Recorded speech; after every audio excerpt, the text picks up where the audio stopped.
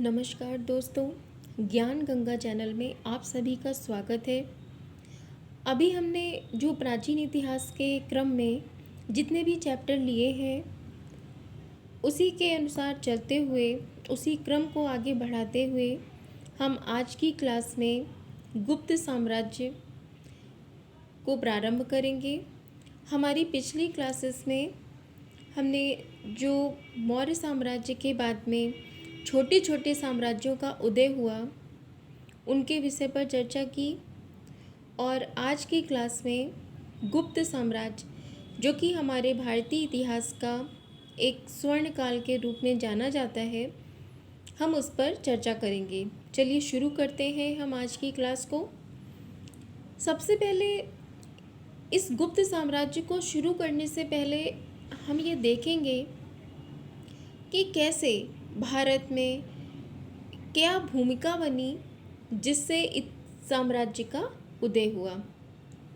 जैसा कि हमने देखा है कि मौर्य साम्राज्य एक बहुत विशाल साम्राज्य था और उसके बाद में जब मौर्य साम्राज्य का पतन हुआ तो भारत में जितने भी महाजनपद थे वो सब छोटे छोटे भागों में बँट चुके थे। छोटे छोटे भागों में बँटने के कारण उनकी शक्ति पूरी तरीके से क्षीण हो चुकी थी और जो एक पावर ऑफ यूनिटी होती है वो कहीं ना कहीं उन्होंने खो दी थी, जिस कारण भारत में विदेशी आक्रांताओं का आगमन शुरू हो गया। उन विदेशी आक्रांताओं में से हमने एक पढ़ा है कि वो काफ़ी महत्वपूर्ण रहे और उन्होंने भारत में काफ़ी समय तक अपना साम्राज्य भी कायम करने में उन्होंने काम किया, जिसे कुषाण वंश के बारे में हमने देखा था। लेकिन उनके बाद में भी भारत में कुछ ऐसी परिस्थितियां उत्पन्न हुई जिन्होंने पुनः भारत में एक विशाल साम्राज्य की स्थापना को जन्म दिया और वो साम्राज्य बना गुप्त राजवंश। अगर हम इसके कालखंड के बारे में बात करें तो ये 4वीं शताब्दी से लेकर के और 6वीं शताब्दी तक का काल गुप्त साम्राज्य का माना जाता है। तो आप देख सकते हो कि ये काफ़ी बड़ा साम्राज्य ही नहीं है, बहुत लंबे समय तक इन्होंने शासन किया है।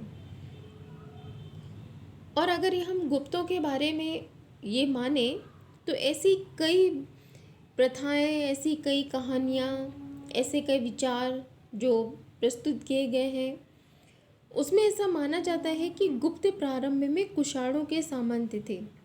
ये जो हमने गुप्त साम्राज्य से पहले कुषाण वंश ही पढ़ा था और कुषाण वंश के पतन के बाद ही भारत में गुप्त साम्राज्य का उदय हुआ, तो कहीं ना कहीं इसकी ग्लम्स गुप्त वंश में हमको देखने को मिलेगी। इसकी जो एक छाया है, इसके कुछ महत्वपूर्ण लोग हमको इस कालखंड में मिलेंगे।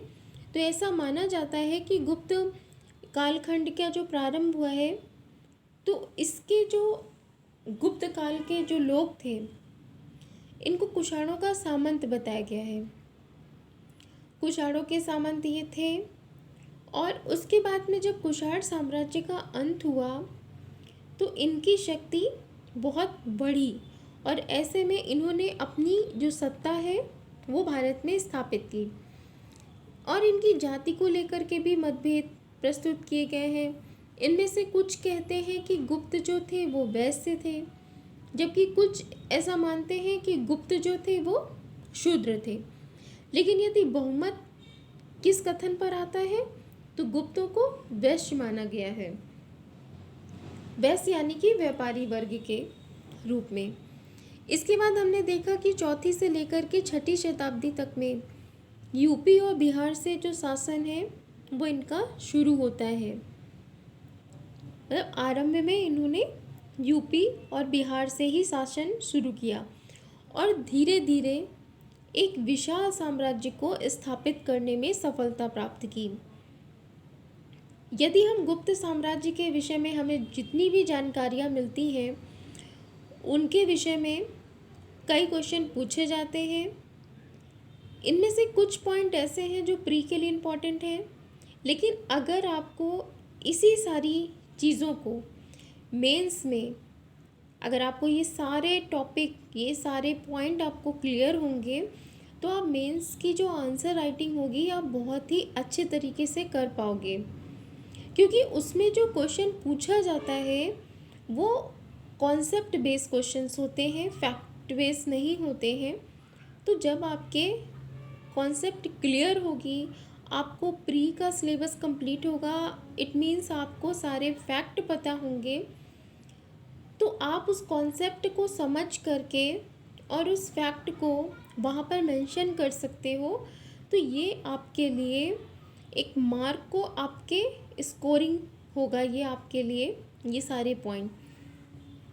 तो सबसे पहले हम देखेंगे कि गुप्त साम्राज्य के स्रोत कौन कौन से हैं। पहला है साहित्यिक स्रोत। साहित्यिक स्रोत कौन कौन से हैं जो हमें गुप्त साम्राज्य के विषय में ज्ञान प्रदान करते हैं।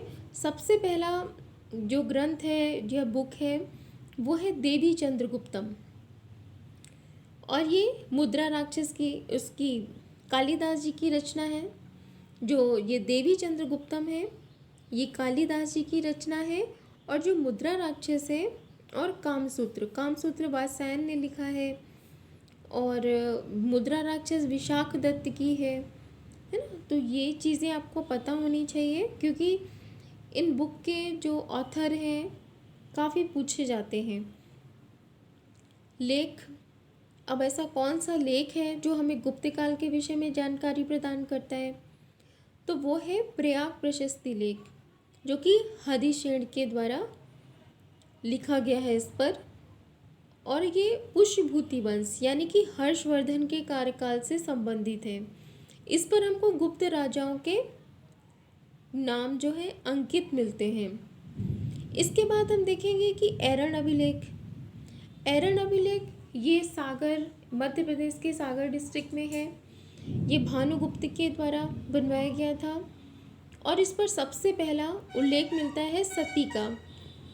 तो ये प्रथम सती का उल्लेख हमको इसी एरन अभिलेख से प्राप्त होता है। तीसरा आता है ताम्रपत्र। हमने पहले भी देखे कि जो मृदभांड होते हैं वो हमें उस कालखंड की पूरी जानकारी प्रदान करने में सहायक होते हैं। तो यहाँ से हमको क्या मिल रहा है, तांबे के पात्र मिल रहे हैं। इसके बाद तीसरा जो सोर्स है हमारे पास गुप्त साम्राज्य को जानने का, वो है सिक्के। देखिए, सिक्के के विषय में अगर हम लेंगे, हमने पहले भी देखा है कि सारी जो सिक्के हैं वो उस देश की, उस राज्य की, उस साम्राज्य की अर्थव्यवस्था को बहुत अच्छे से डिफाइन कर सकते हैं। जैसे इस कालखंड में हम देखेंगे कि स्वर्ण सिक्के, जो स्वर्ण सिक्के हैं वो बहुतायत मात्रा में हमको देखने को मिलते हैं, और इनका जो कैरेट है, जो अभी तक चलाए गए सिक्के थे उसमें सर्वाधिक था, यानी सोने की जो शुद्धता थी वो सर्वाधिक थी। और इन सिक्कों के आधार पर हम ये बता सकते हैं कि इस कालखंड की अर्थव्यवस्था बेहतर थी। इसके बाद चौथा पॉइंट आता है हमारे लिए कला। देखिए, कला का विकास अगर हम देखेंगे तो हमें उस टाइम के जो वास्तुकला है, जो स्थापत्य कला है, मूर्ति कला है, ये सारी चीज़ें हमको उस काल के विषय में जानकारी प्रदान करते हैं। जैसे हमको इसी काल में समुद्रगुप्त को वीणा बजाते हुए एक सिक्के पर जो अंकन है वो हमको प्राप्त होता है, और इसमें हम देखते हैं कि अन्य देशों से ये सिक्के हमको मिले हैं। उनकी व्यापारिक स्थिति इस बात से ज्ञात होती है। देखिए, वीणा बजाते हुए सिक्के का अंकन है, ये कुछ ही सिक्कों पर मिलता है। इससे इस बात का इन्फॉर्मेशन ये हमें प्राप्त होती है कि वीणा बजाना यानी वीणा का ज्ञान था। इस कालखंड में वाद्य यंत्रों का विकास हो चुका था। इसके साथ ही साथ हम ये देखते हैं कि ये सिक्के हमको अन्य क्षेत्रों से भी मिलते हैं, अन्य देशों से भी मिलते हैं। तो जो सिक्के हमको गुप्त कालखंड में मिल रहे हैं वो हमें यदि अन्य देशों से मिलते हैं तो ये इस बात का प्रतीक है कि भारत का गुप्त कालखंड में जो व्यापार था वो वैदेशिक व्यापार बहुत बेहतर था। इसके बाद पांचवा है विदेशी यात्री। इनकी द्वारा लिखी गई जो बुक है सबसे पहले लिखा है फायान ने। फायान की जो बुक है वो हो की। तो हो की के विषय में इन्होंने अपना पूरा यात्रा वृत्तांत लिखा है कि इनकी यात्रा कहाँ से शुरू हुई, इनकी यात्रा के दौरान इन्होंने क्या क्या देखा, वो सारे अनुभव हैं इसमें। इसके बाद दूसरी बुक है वेनसांग, जो कि सियुकी इनके द्वारा लिखी गई रचना है। तो इसमें से भी हमको काफ़ी चीज़ों के विषय में जो ज्ञान है वो प्राप्त होता है। तो ये तो बात हो गई गुप्त कालखंड के जो सोर्स हैं हमारे पास में, यदि हम उनके बारे में देखते हैं तो वो हमें सारी इन्फॉर्मेशन इस काल से प्राप्त हो जाती है। अब इसके बाद हम देखेंगे कि गुप्त काल के जो शासक हैं वो कौन कौन से हैं, उनके विषय पर चर्चा करेंगे। सबसे पहला आता है कि गुप्त काल के शासक में जो संस्थापक माना गया है वो श्री गुप्त को माना जाता है। इसकी टाइमिंग यदि हम देखेंगे तो 240 ईस्वी से 280 के आसपास की मिलती है। इसके बाद श्री गुप्त का जो पुत्र था वो घटोत्कच था। इसका समय 280 से 319 ईस्वी के आसपास का है। इस शासन काल में साम्राज्य विस्तार नहीं हुआ क्योंकि ये दोनों ही शासक बहुत प्रतिभाशाली नहीं थे। लेकिन प्रथम शासक घटोत्कच ही था जिसने उपाधि धारण की थी। ये पॉइंट आपके लिए इम्पोर्टेंट है। और इसके साथ ही साथ श्री गुप्त के विषय में हम क्यों इन्हें संस्थापक मानते हैं गुप्त काल का, क्योंकि प्रयाग प्रशस्ति में इनका जो नाम है वो हमें लिस्ट में सबसे ऊपर मिलता है। जो गुप्त शासकों की लिस्ट है उसमें सबसे ऊपर हमें इनका नाम मिलता है, तो वो श्री गुप्त का नाम आता है, इसलिए इनको गुप्त काल का संस्थापक माना जाता है। लेकिन अगर आपसे ये क्वेश्चन पूछा जाए कि गुप्त काल का वास्तविक संस्थापक किसे कहा गया है, तो वो चंद्रगुप्त प्रथम को माना गया है। वहाँ पर फिर आंसर श्रीगुप्त ऑप्ट नहीं होगा। यदि संस्थापक पूछा जाता है तो आप श्रीगुप्त लगाएंगे, और यदि वास्तविक संस्थापक पूछा जाता है तो चंद्रगुप्त प्रथम को टिक करना है। इसका समय 319 से 335 ईस्वी के आसपास का है। एक ऐसा संवत जो कि गुप्त संवत कहलाया। प्रथम शासक जो चंद्रगुप्त प्रथम था, ये प्रथम शासक था जिसने महाराजा धीराज की उपाधि को धारण किया था। साथ ही साथ इन्होंने वैवाहिक संबंध के द्वारा भी साम्राज्य विस्तार किया, वरना अभी तक तो सिर्फ युद्ध और रणनीति के माध्यम से ही साम्राज्य का विस्तार हो रहा था। लेकिन चंद्रगुप्त प्रथम इस कालखंड के पहले शासक थे जिन्होंने वैवाहिक संबंध के द्वारा साम्राज्य का विस्तार किया। इन्होंने किया था बिंबिसार, जो इनकी कहना चाहिए ये जो प्रथा शुरू की थी ये बिंबिसार ने शुरू की थी। आपने देखा भी है कि कुमार देवी से विवाह किया था बिंबिसार ने, ये लिच्छवी की राजकुमारी थी। तो इस तरीके की प्रथा तो शुरू हो चुकी थी, लेकिन उसी को आगे फॉलो किया है चंद्रगुप्त प्रथम ने। इसके बाद दूसरा शासक जो आता है गुप्त वंश का वो है समुद्रगुप्त। इनका यदि हम समय देखेंगे तो 335 से 375 ईस्वी के आसपास है। इन्हें कविराज कहा गया है। ये इम्पॉर्टेंट पॉइंट है और ये कई बार क्वेश्चन में पूछा गया है कि गुप्त काल के किस शासक को कविराज की उपाधि दी गई है, तो वो समुद्रगुप्त को दी गई है। और विंसेंट स्मिथ ने समुद्रगुप्त को भारत का नेपोलियन कहा है। अभी तक जो भी शासक हुए उन्होंने तो सिर्फ उत्तर भारत पर ही विजय प्राप्त की थी, लेकिन ये गुप्त वंश का वो शासक जिसने उत्तर के साथ साथ दक्षिण भारत पर भी अपना साम्राज्य स्थापित किया था। ये इस कालखंड का बेहद प्रतापी शासक माना जाता है, और इस बात की पुष्टि हमको हरिशेन के प्रयाग प्रशस्ति से होती है। और इस प्रयाग प्रशस्ति के बारे में आपसे दो क्वेश्चन इम्पॉर्टेंट हो जाते हैं कि सबसे पहले ये जो अभिलेख था ये कौशाम्बी में था। इसके बाद अकबर ने इसे प्रयाग में स्थापित करवाया था। समुद्रगुप्त ने उत्तर भारत के जो 9 राजा थे, उन 9 राजाओं को पराजित करके अपना साम्राज्य विस्तार किया था और दक्षिण भारत के 12 राजाओं को समुद्रगुप्त के द्वारा पराजित किया गया था। और इसके साथ ही साथ इस समस्त इन्फॉर्मेशन का जो प्रमाणीकरण है वो इस लेख से हमको प्राप्त होता है। प्रयाग प्रशस्ति का जो आरंभिक निर्माण है तो वो अशोक के द्वारा करवाया गया था। इसके बाद मुगल काल में भी इस पर कुछ अलंकरण का जो काम है प्रयाग प्रशस्ति पर हुआ, पर इसमें अकबर और बीरबल इनके नामों का भी उल्लेख हमको मिलता है। यानी प्रयाग प्रशस्ति आपके लिए बहुत इम्पॉर्टेंट है।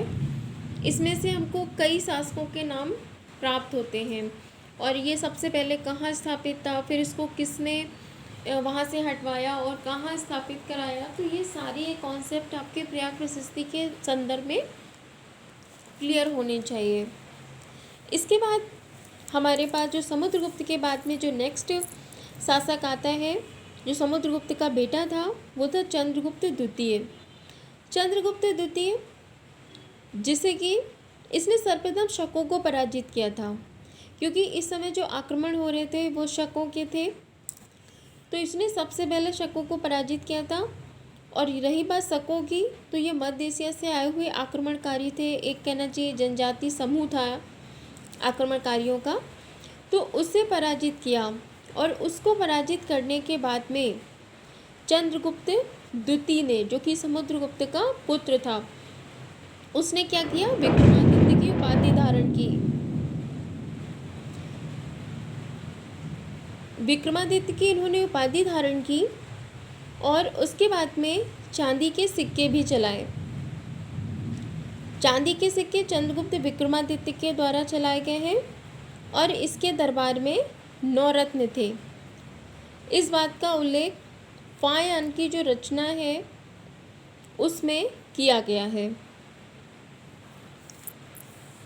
फिर आता है चंद्रगुप्त द्वितीय के कालखंड में मेहरौली का जो लौह स्तंभ है इसका निर्माण हुआ है। अब इसके निर्माण और लौह स्तंभ पर जो चर्चा है, इसके विषय में जो भी पॉइंट इम्पॉर्टेंट है वो हम हमारी नेक्स्ट क्लास, जो कि गुप्त काल की सामाजिक, आर्थिक, राजनैतिक और वास्तुकला पर जब चर्चा करेंगे तब हम इस पर डिस्कशन पूरा करेंगे। अभी तो सिर्फ इतना ही इम्पॉर्टेंट है कि इस मेहरौली के जो लौह स्तंभ है उसका जो निर्माण कार्य हुआ है वो चंद्रगुप्त द्वितीय के समय में हुआ है। उसके बाद में हम देखते हैं कुमारगुप्त। ये चंद्रगुप्त द्वितीय यानी कि चंद्रगुप्त विक्रमादित्य के पुत्र थे। इनका समय 415 से 455 ईस्वी के आसपास का माना जाता है। इसके बाद में आता है कि जो नालंदा विश्वविद्यालय का निर्माण हुआ है वो कुमारगुप्त के समय में ही हुआ है। और जो हूण जनजाति थी, ये हूणों का आक्रमण कुमारगुप्त के समय में आरंभ हुआ है। हूणों का जब आक्रमण हुआ है ये कुमारगुप्त के समय में हुआ और स्कंदगुप्त ने इनको पराजित किया था, किनको, हूणों को। इसके बाद में हम देखते हैं कि इसने हूण हरिण केसरी की उपाधि धारण की थी। फिर इस कालखंड में एक इम्पॉर्टेंट पॉइंट ये आता है कि सुदर्शन झील का जो जीर्णोद्धार हुआ है वो किसने करवाया है, ये तो रुद्रदामन ने करवाया था। इसके बाद इसका जब पुनर्निर्माण हुआ है, पूरी तरीके से टूट चुकी थी, वो स्कंदगुप्त ने करवाया था। तो कुछ ऐसे पॉइंट हैं जो इन शासकों के विषय में इम्पॉर्टेंट हैं। फिर इसके बाद में नेक्स्ट आता है स्कंदगुप्त। इसका समय 455 से 467 के बीच का है। 467 के बाद हम ये देखते हैं कि जितने भी बेहतर शासक थे उनका जो दौर है वो समाप्त हो जाता है और गुप्त वंश धीरे धीरे पतन की ओर बढ़ना शुरू हो जाता है। इस कालखंड में भानुगुप्त का हम देखेंगे कि ऐरण अभिलेख जो कि 510 ईस्वी में बना है। इसके बाद गुप्त वंश का अंतिम शासक रहा है विष्णुगुप्त,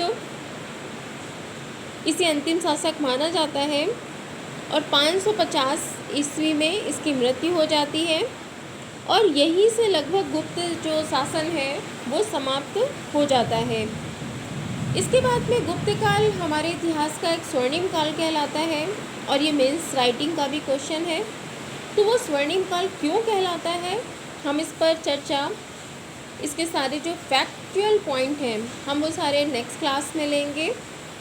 और आज के लिए हम इतना ही बोलेंगे कि आप लोग ये जो क्लास में पढ़ते हैं, जितने भी पॉइंट देखते हैं, समझते हैं, इसके बाद में आपके पास जो भी बुक हो, आप अगर उससे खुद से उसको स्टडी करेंगे तो आपके दिमाग में जो क्वेश्चंस हैं वो खुद ही जनरेट होंगे कि हाँ ऐसा क्वेश्चन इस तरीके से बन सकता है। और उसके बाद जब आप एग्ज़ाम रूम में बैठेंगे तो सारी चीज़ें आपके माइंड में रिकॉल होंगी और आपका जो क्वेश्चन पेपर है वो बहुत अच्छे से सॉल्व होगा और आप अच्छे से एग्ज़ाम को क्वालिफाई कर पाएंगे।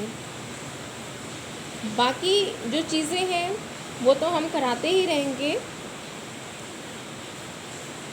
बस इतना ही बोलेंगे कि आज जितनी भी चीज़ें हम यहाँ पर बताते हैं आप इनको अपनी बुक से भी एक बार अच्छे से देखेंगे, समझेंगे तो चीज़ें आपको बहुत अच्छे से समझ में आएंगी और बहुत अच्छे से आपका एग्ज़ाम क्लियर हो जाएगा। तो सभी को अगर मेरा चैनल अच्छा लगता हो तो इसे लाइक और सब्सक्राइब करें और शेयर करें इस क्लास को, इस वीडियो को ज़्यादा से ज़्यादा लोगों को। धन्यवाद।